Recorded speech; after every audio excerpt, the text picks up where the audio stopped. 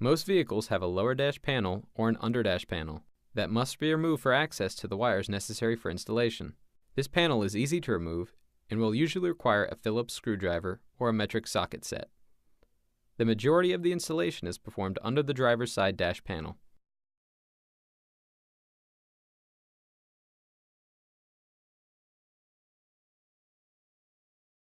Depending on the vehicle, it may also be necessary to remove the lower steering column cover for access to the ignition switch harness. On most vehicles, you can access these wires without removing the column cover. If the vehicle has an anti-theft system, you will need to remove this column cover to install the transponder antenna loop around the ignition switch tumbler. This will be explained more in depth in the anti-theft bypass section of the video.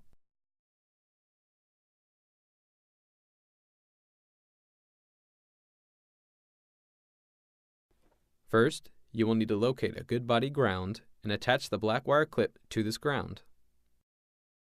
Use the color code chart to help find and locate the proper 12-volt constant wire in your vehicle. After locating this wire at the ignition switch harness, probe it with the test light.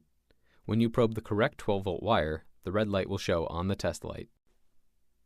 Strip the wire until the copper is showing and clip the red lead on your computer-friendly test light to the 12-volt constant wire. Look at the test light. You should now have a red and green light glowing dimly. The test light is now ready to use.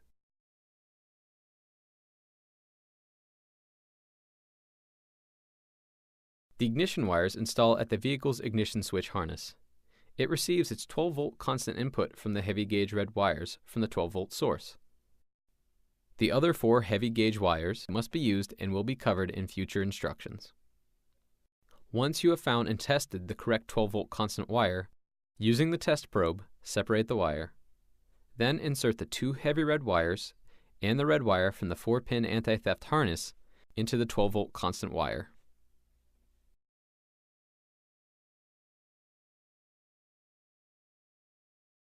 If your vehicle has 2 12-volt constant wires, you will need to strip back about 1 inch of the wire insulation or until the copper is exposed on both wires. Wrap the wire around one side, then the other, and finally around itself. Using electrical tape, cover all exposed copper, then secure the electrical tape with wire ties. Pull lightly on the wires to make sure you have made a secure connection. Do not connect the heavy gauge wires to the control module at this time.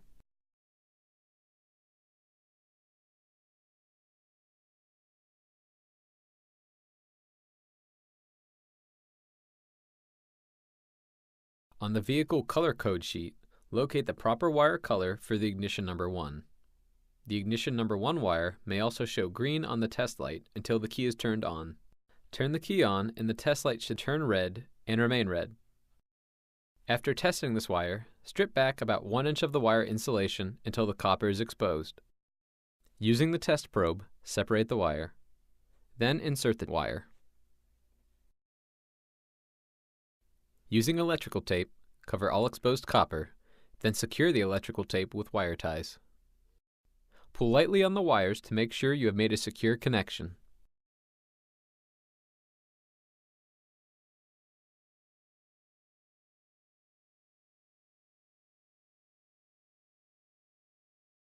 With the key in the off position, the ignition number 2 wire may show green on the test light.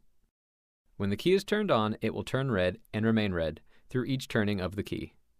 With some ignition number 2 wires, it may turn off when the key is in the cranking position, or in some cases it may turn off in the accessory position, and it will always turn off when the key is turned off. Connect the white and red ignition number 2 wire to the vehicle's ignition number 2 wire.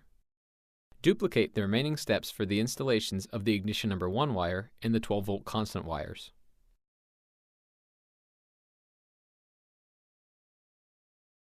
Most vehicles have an accessory wire, and some vehicles will also have an accessory number 2 wire. However, the accessory number 2 wire is almost never used. With the color code sheet, locate the proper wire color for the accessory number 1. With the ignition key in the off position, the accessory number 1 wire may show green on the test light. When the key is turned on, it should turn red and remain red. This wire will lose power when the ignition key is turned to the off position. Connect the white and black accessory wire to the accessory number 1 wire on the vehicle. In most cases, the accessory number 1 wire will lose power during the cranking cycle. Once the vehicle is running with the ignition key, the accessory wire will again show red on the test light.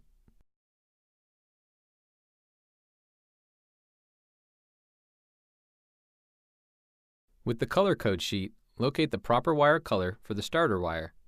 It should test as follows. With the ignition key in the off position, the starter wire may show green on the test light.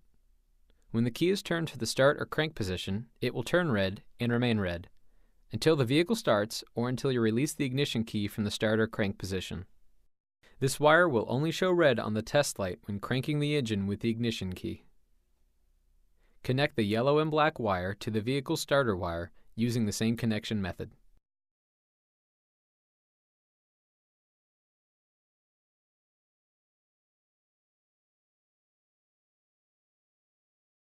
The black wire. This is the main ground wire for the module. This wire must be connected to a good, clean body ground for the unit to operate properly. Make sure it is attached to a good ground source that is free of any paint or dirt that may keep it from making a good ground connection. This wire should be your first connection in this harness. Do not connect the heavy red wires to the module until the black wire has been connected first, and you have plugged this harness into the module. The blue and black positive brake wire. This wire connects to the vehicle's brake switch and allows 12-volt power when the brake pedal is pressed to turn off the remote starter. This wire is very important and is also used to shut off the remote starter and to program the remote transmitter. The brown parking light wire. This wire is the connection to the parking lamp circuit and will provide a visual indicator when the vehicle is running in remote start mode. It is also required for programming. There is a switch on the control module set to provide a 12-volt positive output on the brown wire. If your vehicle requires a negative pulse to activate the parking light circuit, you must move the switch to the control module to the negative position before beginning. Please consult your wire color code chart to determine your vehicle's parking light polarity.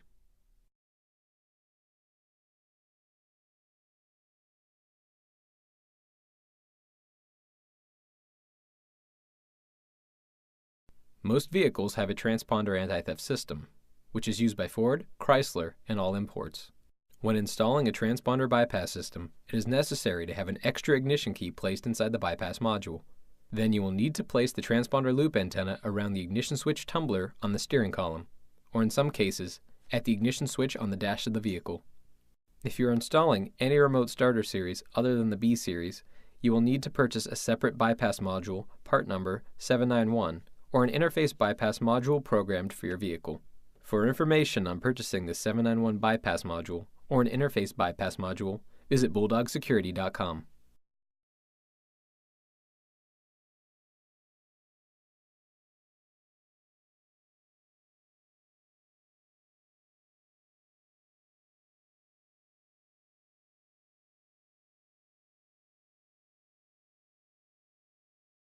This connection is optional and is not required for the remote starter to operate. When probed during testing, the proper lock and unlock wires, as shown in the color code chart, will cause the test light to glow green or green and red. When the power door lock switch is pressed in the lock position, the lock wire will show red on the test light and the doors will be locked. When the unlock switch is pressed in the unlock position, the unlock wire will show red on the test light and the doors will unlock. This test determines if the vehicle has a Type A positive door locking system. This connection is optional and is not required for the remote starter to operate.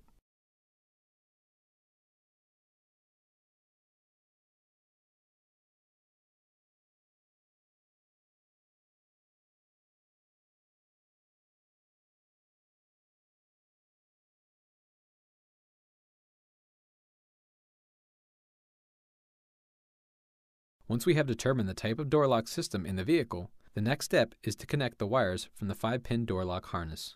If on your vehicle diagram you have a Type A positive, you will only be using 3 wires in the 5-wire door lock harness.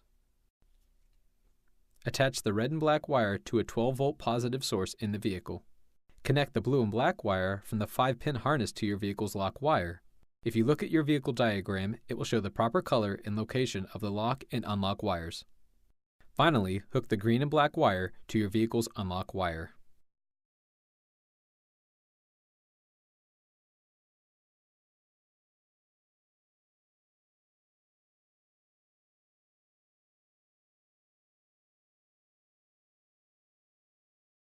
This connection is optional and is not required for the remote starter to operate. The Dome Light Supervision feature will turn on the interior lights from the remote control with the unlock function. To connect this feature, you will need to refer to the color code chart to see what type of Dome Light Supervision or door pin trigger type you have. The Dome Light Supervision output wire from the main wire harness can either provide a positive or negative output depending on your vehicle's wire chart. The control module is set for a negative output, which is controlled by the third switch on your RS1100B or RS1200B module. Consult your manual for switch location. On most newer vehicles, the Dome Light Supervision or door trigger wire is BCM controlled. This is a direct connection without using the extra relay part number 775. If the color code chart shows the Dome Light Supervision door pin trigger is positive, then before making connections, flip the Dome Light switch in the opposite direction to provide a positive output. This connection is optional and is not required for the remote starter to operate. The trunk release output for the main harness is a 12-volt positive output from the module. If your vehicle requires a positive pulse to activate the trunk, then connect the wire directly to your vehicle's trunk wire as shown in the vehicle diagram chart. The center switch on your control module is set by default to a positive output. If the trunk release wire is negative and is not BCM controlled, then the extra relay part number 7075 will be required. See the diagram for negative trunk release. The center switch on your control module is set to a positive output by default. Flip the trunk release switch in the opposite direction to provide a negative output. Connect the trunk release wire from the main harness to the negative trunk release wire in the vehicle.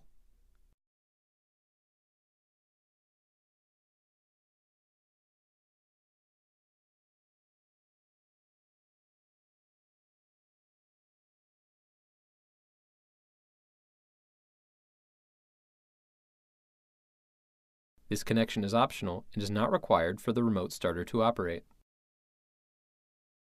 Find a good spot under the hood where you will be able to mount the hood pin switch and be able to connect the black and blue hood pin switch wire to the underside of the switch. Make sure there is enough clearance for the hood pin switch to operate when the hood is opened and closed.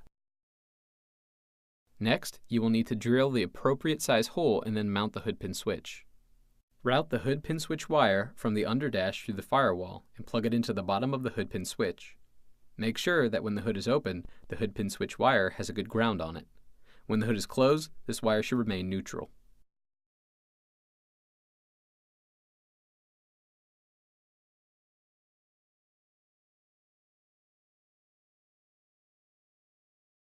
The remote starter engine warning sticker should be placed under the hood where it can be easily seen by anyone that needs access under the hood.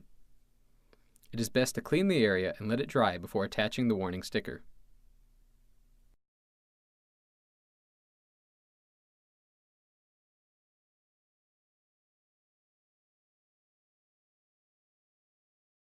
After making all connections and testing the remote starter's function several times, gently place the module and connecting wires under the dash. Then attach the steering column covers and the lower dash panel.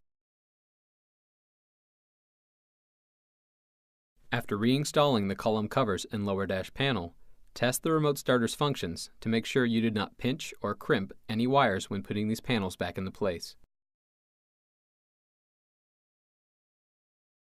Thank you again for your purchase. If you have any questions after viewing this video, you can email us at techsupport@bulldogsecurity.com or call 800-878-8007.